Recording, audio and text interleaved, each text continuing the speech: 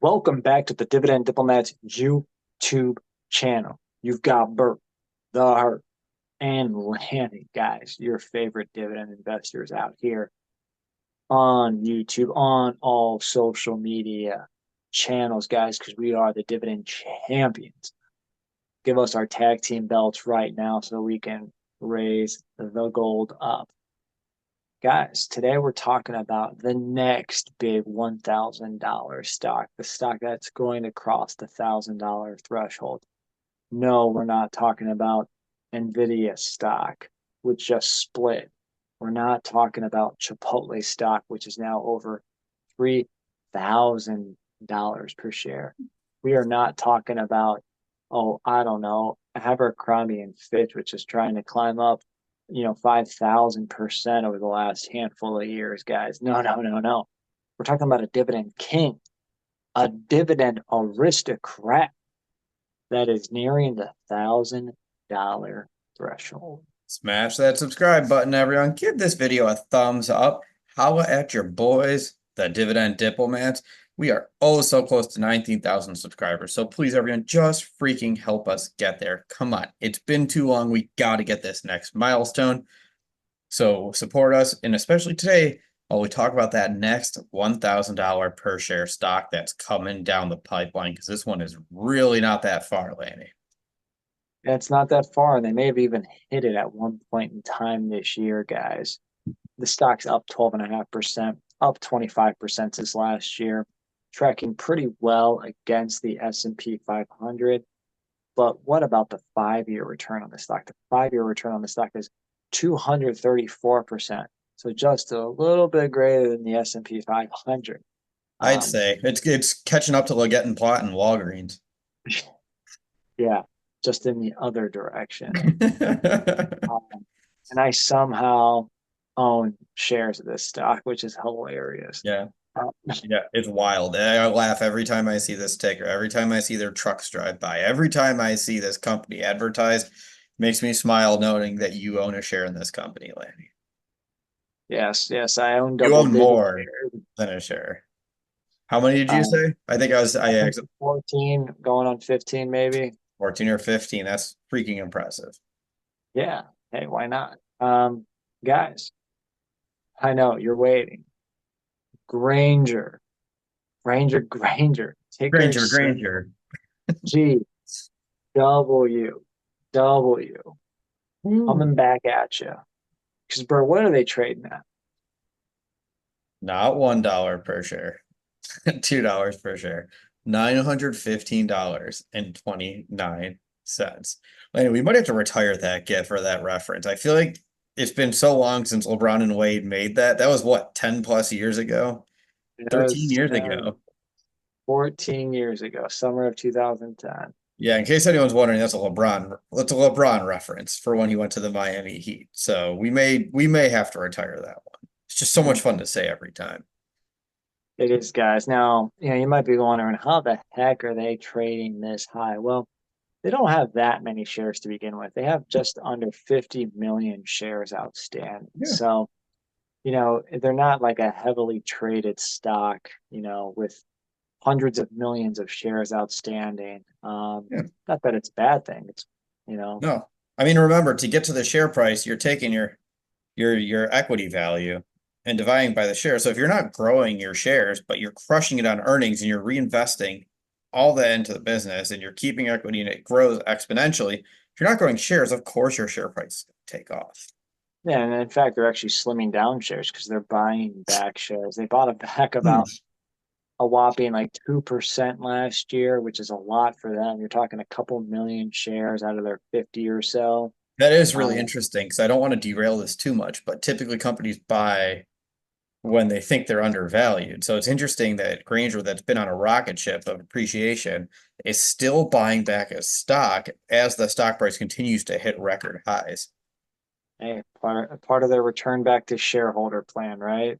Yeah, it's all in the charter. Um, and again, we're going to go through the dividend diplomat stock screener metrics, which, come on, if you guys don't know it by now, it's one, the price to earnings ratio less than the S&P 500, two, that dividend payout ratio less than 60%, 3, a history of growing dividends. Teaser, over 50 years for this company. And then we'll look at the dividend yield. But Bert, I threw a couple metrics here on the worksheet we're working through.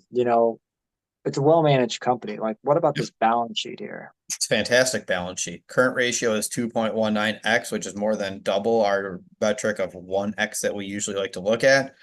Because current ratio is current assets divided by current liabilities. Can you pay your bills in the next 12 months? Granger can, and they can pay it twice over. Cha-ching. So what about inventory? Because the current asset inventory is sitting there. It's not easy to liquidate, so you back it out to get the quick ratio. Current assets minus inventory divided by current liabilities. Guess what, Lanny? They can still cover their bills. Their quick ratio is 1.33x.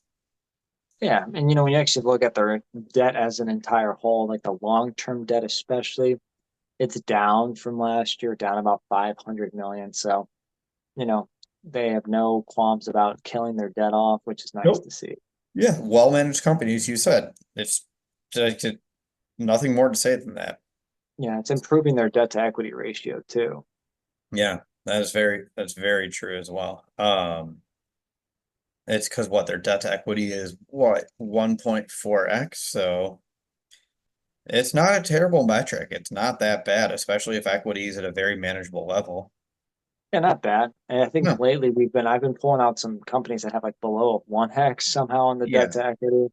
right. But And no, I mean, well managed business yeah. here. So I mean, the thing is with debt, right? We talk about debt is it can be a burden on a company, right? But debt can also be a good thing to help a company grow. So if you're putting your debt to good use and you're seeing record sales, you're seeing record earnings, you're seeing record stock appreciation, no matter what the interest rate is, you can say that they are managing well, they're using their debt and they are putting it to good work. So that's why for a company, especially like Granger, you're not concerned about a 1.4 debt to equity ratio.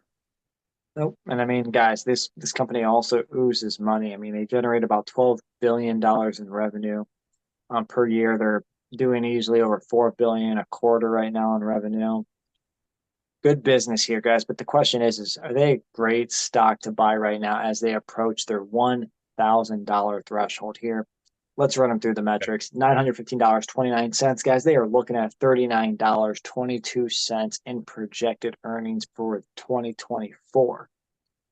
Now, the S&P 500 is around 25 to 27 times earnings. They're at about 23 times earnings. Freaking love it. That dividend is $8.20. Divide that by 4 Paramount or 39.22 earnings per share. That gives you a 20.91% payout ratio. Pretty low payout Yeah. ratio. Obviously, even with the low payout ratio, they've never like grown their dividend by like a ton. They keep it pretty modest. Again, they manage it well. They're not like, oh yeah, you're going to get 15% one year, 2%, in another year. They went from $1.86 to 2.05 recently.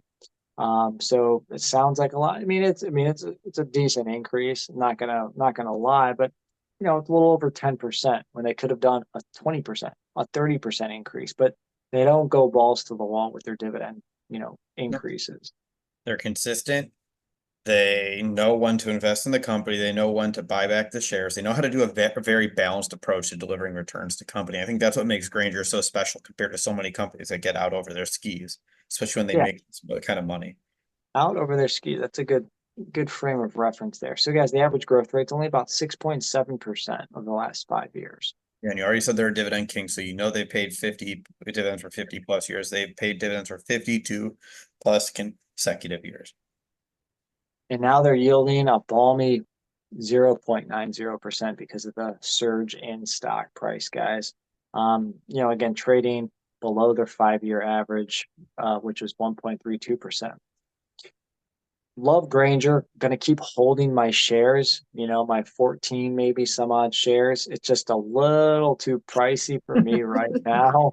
Yeah, Um, Now, if they were to come down to like, oh, I don't know, $750 a share, yeah, maybe it would pique my interest. so you're saying if they drop $180 per share, you would be interested in some Granger? Is that what I'm Weird. hearing? Weird.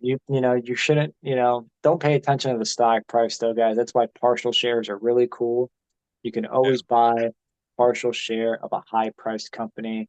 such as Granger, such as, Yeah. before the split, Nvidia, Yeah. Chipotle, etc. Yeah, and that's where I wonder too. Like, I'm not buying right now. This isn't the time to initiate a new position in Granger. But you wonder if a stock split's coming, right? To make it, but why would they care?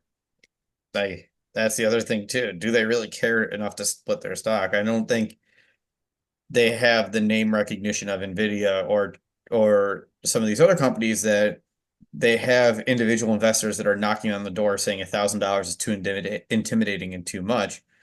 You just got your Lannies that are just buying up small amounts of Granger all the time. If you guys own Granger, let us know in the comments. What other stocks are you buying out there as you reach for financial freedom? What passive income are you adding by buying dividend stocks? Let us know in the comments below. If you haven't already, subscribe to the channel, give this video a thumbs up, and remember, you're either with us or you are against us, Jack. That was Bert the Hurt and Lanny from the DD. Over and out.